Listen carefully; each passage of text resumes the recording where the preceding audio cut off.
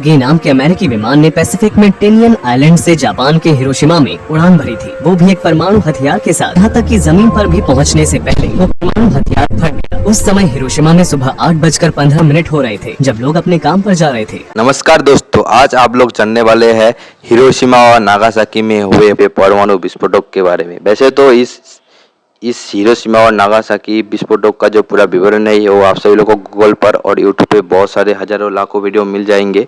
ठीक है, तो बेसिकली हिरोशिमा और नागासाकी में जो परमाणु विस्फोट हुआ था वो करीब आज से 75 साल पहले, ठीक है, आज से 75 साल पहले हिरोशिमा और नागासाकी में जो परमाणु विस्फोटक हुआ था, इनके अंदर दो परमाणु बम थे। ठीक है, दो परमाणु बम इस्तेमाल किया गया था जो कि 1945 में, ठीक है, पहली बार जब हिरोशिमा के ऊपर परमाणु बम गिराया गया था वो वक्त था 1945, 6 अगस्त की बात थी, सुबह 8:15 की। ठीक है, तब इस टाइम पे 8:15 पर लोग अपने काम के लिए जा रहे थे और यहाँ के जो स्कूल के बच्चे हैं वो स्कूल के लिए तैयार हो रहे थे। ठीक है, तभी आता है अमेरिका का B-29 बॉम्बर इनोला गे, जो कि पैसिफिक आइलैंड से, ठीक है, पैसिफिक आइलैंड से उड़ते हुए आता है जापान के हिरोशिमा के ठीक ऊपर। ठीक है, हिरोशिमा शहर के ठीक ऊपर करीब 9000 मीटर से, ठीक है, जमीन से 9000 मीटर ऊपर से ये विमान लिटिल बॉय नाम का परमाणु बम, ठीक है, एटम बम लेके आता है और 9000 मीटर ऊपर से हिरोशिमा के ऊपर छोड़ जाता है। और ये जो परमाणु बम है ये जमीन के, ठीक है, जमीन से 580 मीटर ऊपर जाके विस्फोट हो जाता है, जिस वजह से यहाँ पर तेजी से एक विस्फोटक रोशनी चमकता है और रोशनी चमकने के बाद पूरा का पूरा जो एक आग का जो गोला है वो तुरंत निकलता है।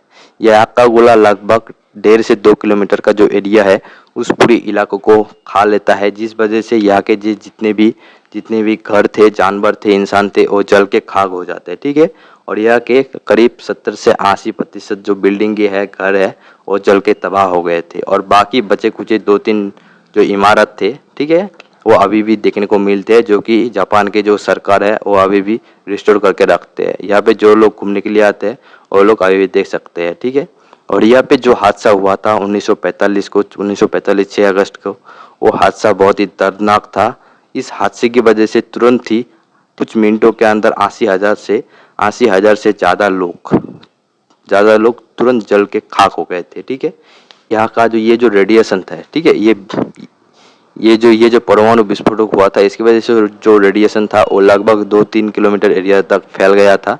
और विस्फोट होने के बाद पूरे आसमान के अंदर काले बादल छाए हुए थे और ये यहाँ पर कुछ घंटों बाद मतलब एसिड रेन होना चालू होता है। और ये जो एसिड रेन, ये जो बारिश था, ये मतलब ब्लैक कलर का बारिश था, काले कलर के बूंद टपक रहे थे, क्योंकि इस बारिश के अंदर, ठीक है, इस बारिश के पानी के साथ बहुत सारे रेडियो एक्टिव मटेरियल थे और बहुत सारे जो रेडियो एक्टिव मटेरियल और जो रेडिएशन था वो मिला हुआ था। इस वजह से ये यहाँ के जो लोग थे, ठीक है, इस विस्फोट के बाद यहाँ के जो लोग थे उन्होंने इस एसिड रेन को पी लिया था, जिसकी वजह से इनका जो जनरेशन है वो लोग जो है विकलांग पैदा होने लगे, कैंसर होने लगे। इस वजह से बहुत सालों तक चलता रहा, देखने को मिले।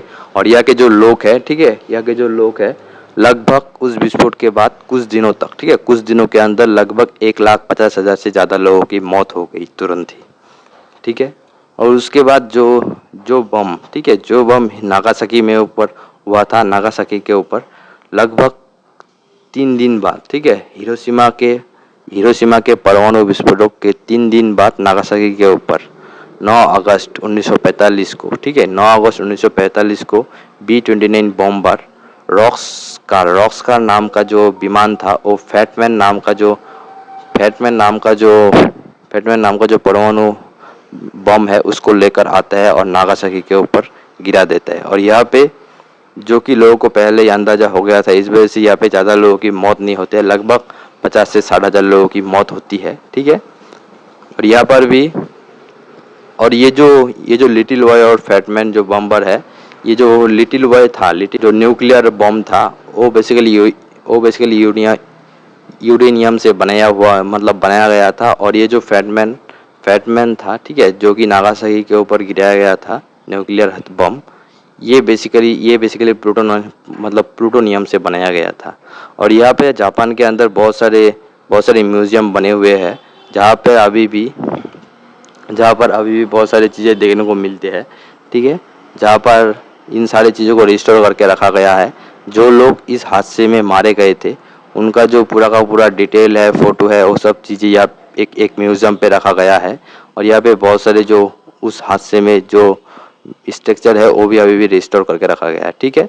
तो बेसिकली उसके बाद जो हिरोशिमा और नागासाकी के ऊपर जो बम गिराया गया था, उससे जो विस्फोट हुआ था, उस जमाने के परमाणु हथियार से आज के जो परमाणु हथियार है वो बहुत ही ज़्यादा ताकतवर है, ठीक है।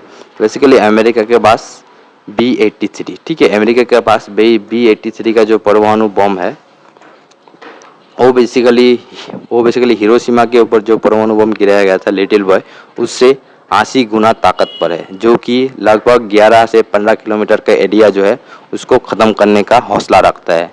और उससे भी एक ताकतवर परमाणु है, ठीक है, जिसका नाम है कैसल ब्रावो, जो कि हिरोशिमा के ऊपर गिराए गए परमाणु बम से करीब 1000 गुना ज़्यादा ताकतवर है, ठीक है, 1000 गुना ज़्यादा ताकतवर।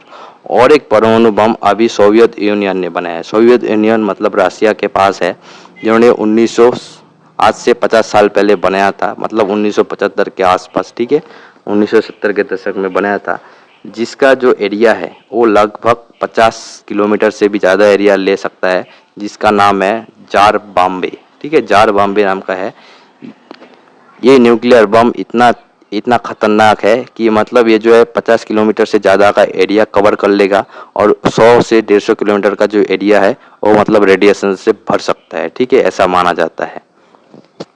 और ये जो जार बॉम्बे है ये सोवियत यूनियन के पास है अभी पूरे दुनिया के अंदर, ठीक है। ये जो जार बॉम्बे न्यूक्लियर बम है वो मतलब टेस्ट किया गया था, इसका जो क्लाउड था इतना ज़्यादा था, लगभग 66, ठीक है, 66,000 मीटर ऊंचा क्लाउड देखने को मिला था। मतलब आप सभी लोग समझ सकते हैं, मतलब बुर्ज खलीफा और माउंट एवरेस्ट से भी 6-7 गुना ज़्यादा ऊपर इसका जो क्लाउड है वो देखने को मिलता है, इतना ज़्यादा क्लाउड, समझ सकते हैं आप लोग।